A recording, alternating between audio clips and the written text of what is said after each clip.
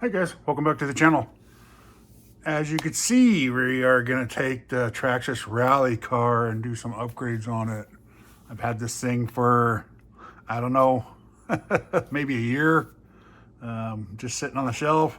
You can see how dusty it is.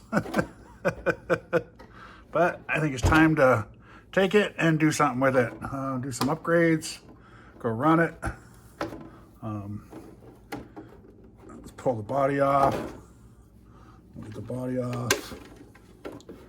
I've always liked this car. I was kind of like, didn't want to ruin the body, but you know what? It's an RC car, so I should probably shoe glue it, but it's kind of a flimsy body, but I think the body's pretty cool.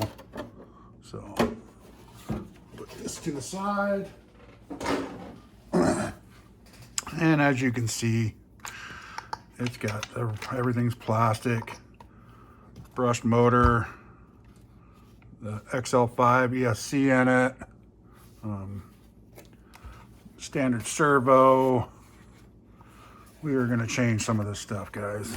I brushed the system, cut them out of my HPI. I got a 6S in the HPI now. This is a 4S. We're going to slam that in here. I got a new battery strap so I can run.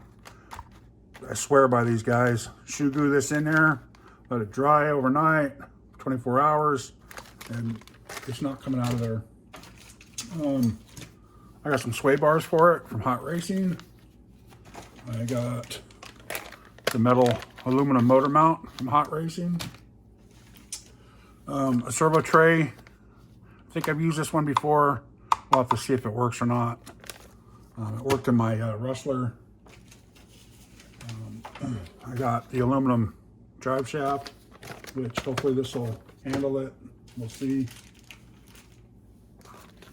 I did get the aluminum little bearing for that in the back, so it doesn't melt like the plastic one does. So then I got these off of Jenny's RC.